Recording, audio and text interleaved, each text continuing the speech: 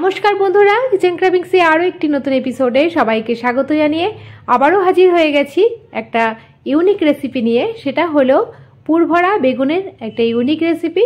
এটা ডালের পাতে যদি এই বেগুনের এই রেসিপিটি থাকে তাহলে এক প্লেট ভাত নিমিষে শেষ হয়ে যাবে। আশা করছি রেসিপিটি সকলের ভালো লাগবে। ভালো লাগলে লাইক কমেন্ট শেয়ার করার অনুরোধ থাকলো। পাশে থাকা বেল আইকনটি প্রেস করে সঙ্গে থাকবে নেক্সট রেসিপি দেখার জন্য। আর যারা আমার সঙ্গে আছো তাদেরকে অসংখ্য ধন্যবাদ। নতুন বন্ধুদেরকে সঙ্গে থাকার অনুরোধ রইল। তাহলে দেখে নেওয়া যাক। আমি এর জন্য একটা বেগুন নিয়ে ভালো করে ধুয়ে নিয়েছি। এবার বেগুনের দুটো মুখ আমি কেটে নিচ্ছি ভালো করে। তারপরে আমি এটা গোল গোল শেপে কেটে নিচ্ছি। একইভাবে সব বেগুনটাকে আমি গোল গোল শেপে কেটে নিচ্ছি। তোমরা চাইলে এটা বটিতেও কেটে নিতে পারো। দেখো পুরো বেগুনটা আমি কেটে নিয়েছি। এবারে এই বেগুনগুলোকে মধ্যে থেকে আবার একটুখানি করে পুরো কেটে নেবো, চিড়ে নেবো, যাতে এই পুরগুলো বেগুনের একটা পুর আমি রেডি করব, সেটা আমি এই পুরটা যাতে সহজেই খুব তাড়াতাড়ি এর মধ্যে ঢুকিয়ে দিতে পারি।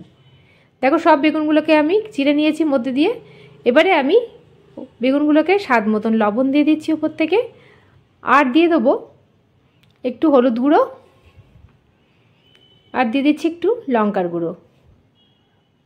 এবারে নুন, হলুদ আর লঙ্কার গুঁড়োগুলোকে আমি ভালো করে বেগুনের সাথে মেখে নিচ্ছি।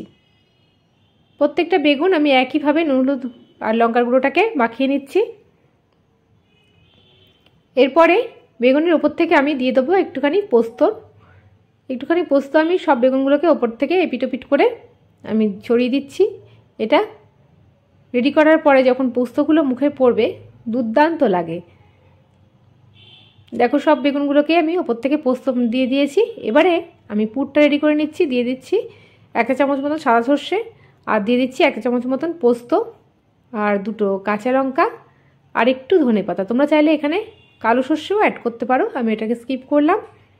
এবার একটু জল দিয়ে আমি এটাকে মশলাটাকে ব্লেন্ড করে নিচ্ছি। দেখো মশলাটা রেডি হয়ে গেছে। এবারে এই মশলাটাকে আমি একটা প্লেটের মধ্যে নিয়ে নিচ্ছি। তারপরে এই মশলাটার উপরে আমি দিয়ে দিচ্ছি একটুখানি স্বাদ মতন লবণ দিয়ে দেবো,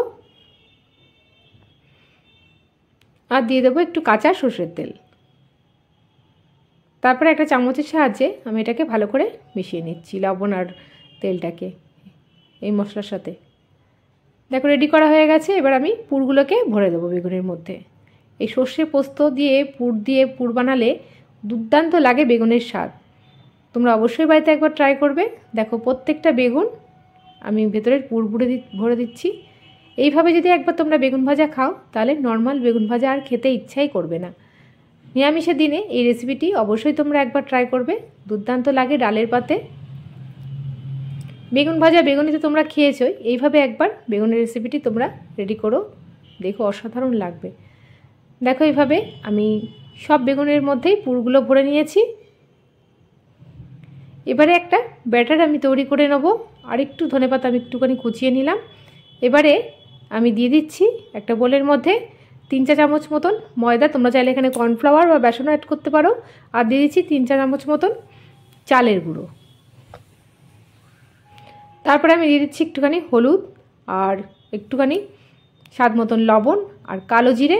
এবার এটাকে ভালো করে আমি মিশিয়ে নিচ্ছি, আর দিয়ে দিচ্ছি একটুখানি জলটা দিয়ে এবার আমি ব্যাটারটাকে ভালো করে রেডি করে নেব, যাতে এর মধ্যে কোনো দানা না থাকে।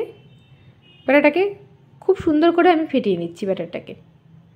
ব্যাটারটা যত বেশি ফেটানো হবে এই পুর ভরা বেগুনটা তত বেশি ফুলবে আর খুব খাস্তা হবে।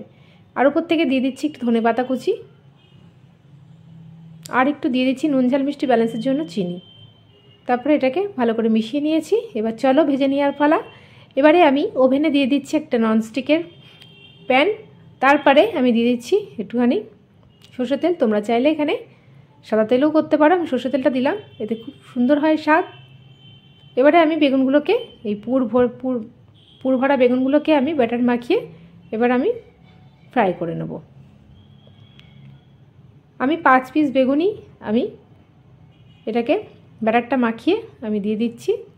এবার লো টু মিডিয়াম ফ্লেমে এটাকে 5 থেকে 7 মিনিট আমি ফ্রাই করে নেব। ফ্লেমটাকে লোতে রাখতে হবে, হাইতে দিলে পুড়ে যেতে পারে। দেখো এক পিঠ হয়ে গেছে, আমি উল্টো পিঠটাও একইভাবে ফ্রাই করে নেব। তোমরা অবশ্যই বাড়িতে একবার ট্রাই করবে, দুর্দান্ত হয় এর স্বাদ। দেখো 2 পিঠই আমার ফ্রাই হয়ে গেছে। এবার আমি তেল ঝরিয়ে একটা প্লেটের মধ্যে তুলে নিচ্ছি। দেখতেও খুব সুন্দর হয়েছে। দেখো প্রত্যেকটা বেগুন আমি তেল ঝরিয়ে দেখো আমি তুলে নিচ্ছি প্লেটের মধ্যে। সব বেগুনকে তুলে নেওয়া হয়ে গেছে। এবারে এটা গরম গরম ভাতের সাথে ডালের পাতে এটাকে সার্ভ করে নেওয়ার পালা। তোমরা আজই ট্রাই করে দেখো, দুর্দান্ত লাগে। আশা করছি রেসিপিটি সকলের ভালো লেগেছে।